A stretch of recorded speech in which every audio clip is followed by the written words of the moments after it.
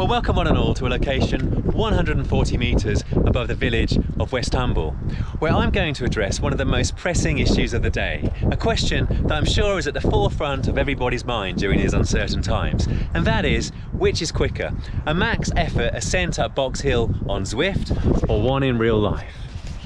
Science. Anyway, in the name of science, I'm going to try and control all the variables that can influence the result, so that the scientific community respect the analysis, the results and the conclusions for time immemorial, starting with my weight. 63 kilograms on the scales this morning, and I'll make sure that for the virtual ascent it's exactly the same, and of course I'll input 63 into Zwift settings. Then we turn to the equipment. Now on Zwift I'll be specifying the Trek Emonda, and here you can see today's bike is going to be the Wilier Zero SLR. But fear not, both are designed to do exactly the same thing. That's to ascend large imposing lumps of geography and geology as quickly as possible. Both are super light, both are super stiff, both are perfect for the role. So that said, I can also turn to the wheels, and you can see here no expense is being spared. We've got the lightweight wheels, and they're going to be specified for the Trek Emonda on Zwift as well. Here's our weight ahead of the virtual ascent of Box Hill. Just about to start the virtual ascent of Box Hill, coming just over the roundabout, and here's the KOM marker, 22:03 now.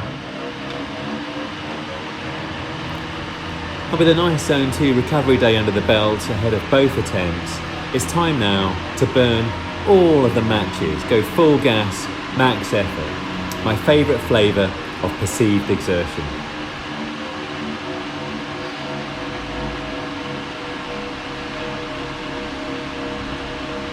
Trying to get the rhythm. We're going to start here with the virtual attempt, but fear not, we're going to quickly transition to a beautiful real-life version with power and speed overlay. And as you can see, the Trek Emonda has eaten up the first 600 metres to the right-hand turn at about 29 to 30 kilometres before swinging imperiously right into zigzag road, never really dropping below 27 kilometres. I'm on a mission, and on the next straight I'm tapping out a steady 300 and 325 watts with speed building into the mid-20s, intent on ramping the power to a crescendo. It was one of those good legs days, an intoxicating combination of extreme challenge and exhilaration, plus the surefire knowledge that a PB effort will be delivered by Wi-Fi to my Training Peaks and Strava accounts. Data heaven. Now we take the first hairpin with gas wide open at 25 to 26 kilometres an hour, serenely passing my fellow weekend warriors.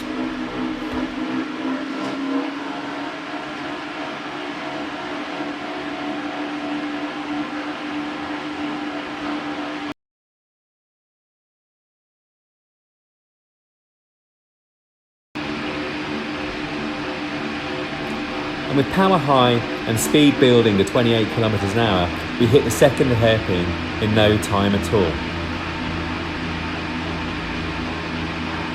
Also observe the heart rate progression indoors, moving from 148 BPM at the start of the effort into the 180s by the end. Now I'm nicely warmed up, and the right ventricle is relentlessly working ever faster and more forcefully to pump oxygen-poor blood into the lungs for replenishment, while at the same time the left is reciprocating to deliver its precious cargo of O2 and glucose to where it's needed most, i.e. the muscles, and not so much the brain. Because as you can see here, and as I so often notice indoors, my head is down and the brain has only one ambitious objective, and that's to deliver my very best power and not blow up. No steering, turning, braking or potential dangers to avoid. Simples.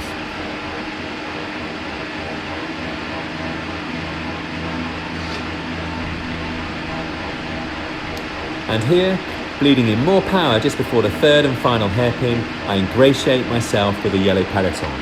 And then boom! With 550 metres to go, it's time to monster it, ramping the power to the final crescendo and speed responding rapidly, all the way to 33 to 34 kmh, whilst gradient still at 4 to 6%. And then, as the terrain flattens off its jackpot, power to the max, all the way to 49 kmh, my avatar impervious to the complex of tight left and right hand bends. This, my friends, is Zwift, and I'm king of the mountain, for about 10 minutes anyway.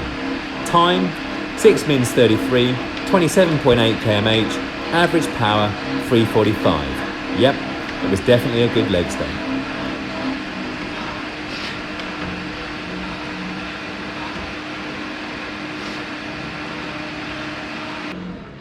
For some reason, it's not letting me show you, but I specified the Trek Emonda with the lightweight wheels. But I did, trust me on that. For the avoidance of doubt, the camera is attached to Paul Hamlet's bike, but the power data is from my very own ascent for Okay, nice and focused again. Now outdoors, I'm wanting to assess how easy it is to deliver the power versus inside on the WattBike, and also assess, does the gradient feel more variable than on Zwift? Can I deploy the power in a nice, even manner? Is it easy to sustain a consistent high cadence?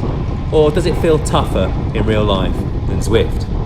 And then we can figure out how the power translates to relative speed and of course the time for the KOM segment itself, which leads me on to the final key variable to equalise, the correct segment.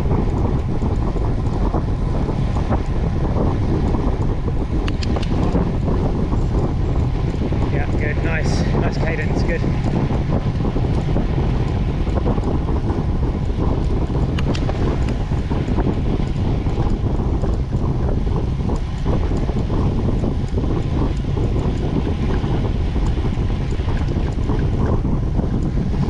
Clear behind.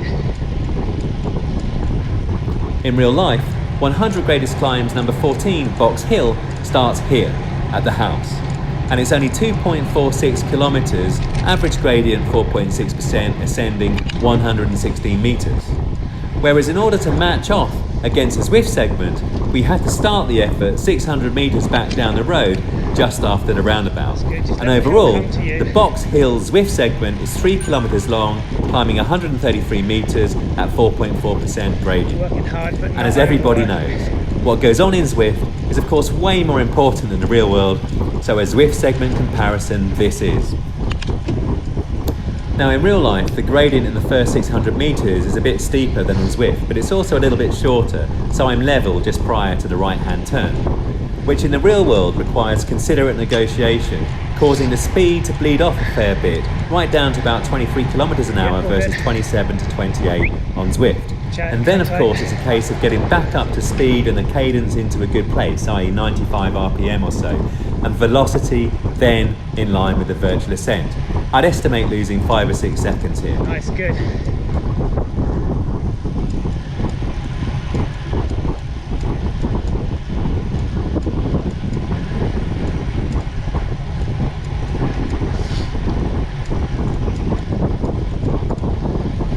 Just keep picking these people up.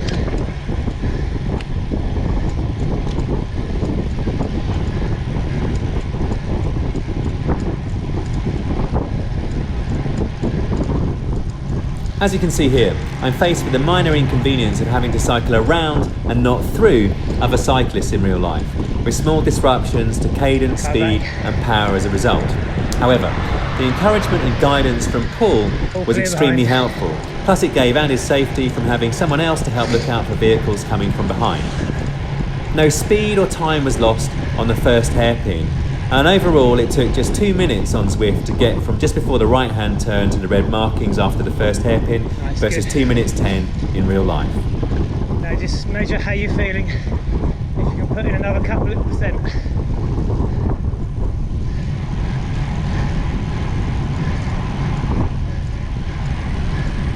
All clear behind.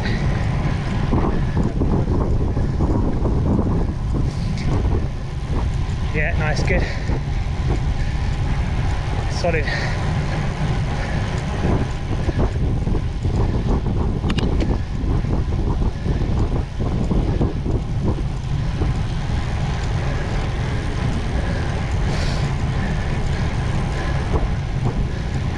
Over halfway, so now you can start to move on if you feel good.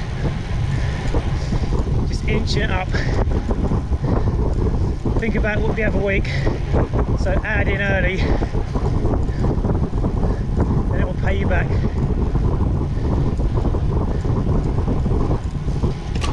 Lower power on the straight into the second hairpin costs a little bit more time. However, you can see a much greater loss of both power and speed on the second hairpin itself versus Zwift. There's a much steeper gradient in real life, and that in turn requires more up and out the saddle work to get the speed back to a good place. Come back.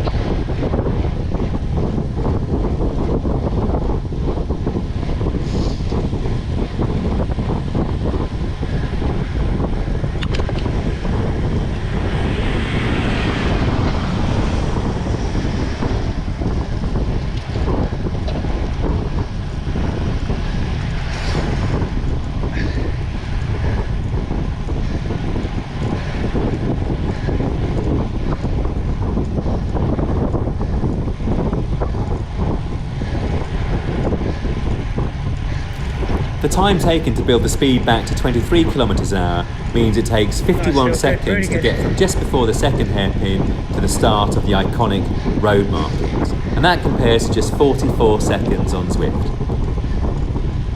The kmh and power along the final main straight, including the iconic road markings, is pretty similar indoors or out, despite me not being as aero as my avatar.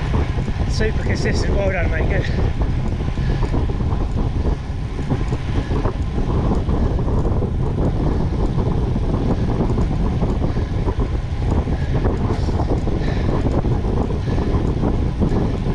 Last minute and a half maybe, break it down into 30 seconds perhaps. Can you lift it a little bit more? Just gradual, very gradual.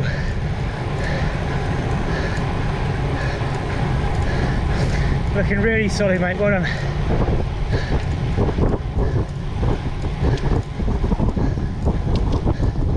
Keep making them circles, cadence is good.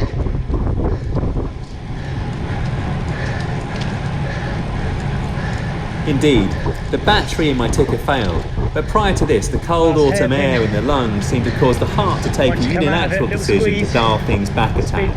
And you'll have noticed I was struggling to get my heart rate much above 170 BPM, some way off the 178 to 182 for the virtual climb, with a resultant lower cardiac output delivering less oxygen and glucose to the muscles and removing less CO2, all marginal given this is a short effort. Once again, a loss of power and speed is required for me personally to successfully negotiate the final hairpin. Your bike handling is probably superior to mine, so I'm up and out the saddle to minimise my arrears. But with oncoming traffic allied to a pedestrian complex at the top of Box Hill, plus a series of reasonably tight corners with wet leaves, entrances to car parks, pedestrians, dogs, you name it to consider, it's not really viable to get your head down and mash out the watts, certainly not in the final 300 metres. Indeed, the final 550 metres from the last hairpin took just 50 seconds on the virtual ascent, compared to a much more fulsome 62 in the real world.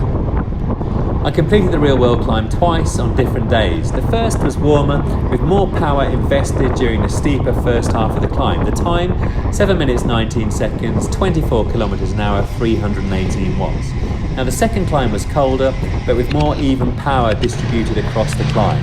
Time, 7 minutes 27 seconds, 320 watts. And within this, my official Strava segment time was 6 minutes 12, putting me 133rd in my age group. That's beautiful. Well done, that felt to me like you paced that really well. You can see that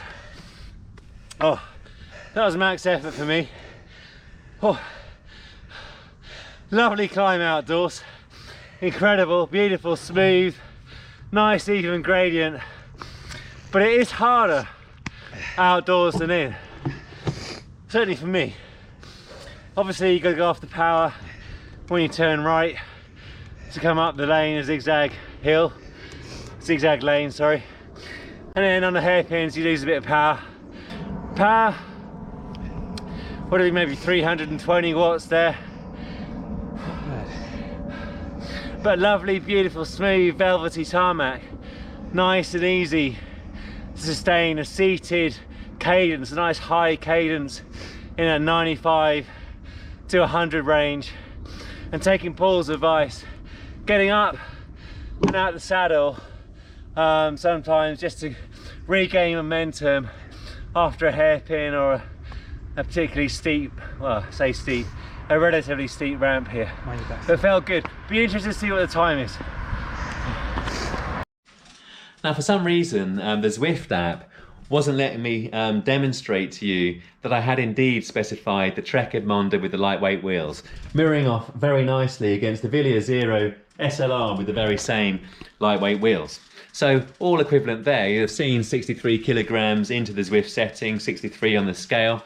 And you'll have also seen trainer difficulty 100%. So trying to kind of replicate virtually the kind of scenario that existed outdoors. So super happy with all of that. The climb felt good. Definitely a good legs day. Had a full rest day on the Thursday, spun the legs out beautifully on the Friday, and for whatever reason today I was definitely able to light the power up that little bit better than outside, and averaged about 339 watts for 7 minutes, which enabled me to put a really good segment in on the virtual ascent. 633 average power, 345 watts, and we're talking about PB territory for me there. So again, the virtual ascent, I guess, was flattered a little bit by the really good legs day versus the real life ascent, but nonetheless the virtual ascent was a hell of a lot quicker. You can see here 6:33 time. Average speed 27.8 kilometers an hour, and I reckon that even with a really good legs day outdoors I wouldn't be close to 27.8 kilometers an hour. So there we go. Additionally, the Zwift segment you also see is 3 kilometers long, and even though I tried to match up perfectly the start and the end of the real life ascent with the Zwift segment, that was only 2.94 kilometers according to the Training Peaks data. So notwithstanding the fact that I went about 60-70 meters further virtually, the time was quite a bit quicker in reality. Definitely, as I noted, the climb felt good both in real life and virtually. You could deploy nice even power, especially virtually. I do feel, as I noted just at the very end there, that on the hairpins in particular in real life, you had to probably get up and out the saddle and disrupt your rhythm a bit more. Plus, as I noted, you also had to turn right, which is quite a big endeavour for me, and you have to worry about obviously cars, other riders, pedestrians, especially at the top end of the real life climb amongst the car park area, all that kind of thing. And so you do lose a little bit of power and speed as a result of that, whereas I was able to absolutely monster it in that kind of final sort of 90 seconds or so. But Zwift does have a very, very nice little product here, very realistic Box Hill versus the same in real life. I'm definitely going to be heading back out to Box Hill in real life to train back on the Wilier, because it's a beautiful climb, definitely perfect for good efforts or just enjoying the scenery, because the scenery is absolutely epic. But I hope you really enjoyed this experiment, plenty more to come.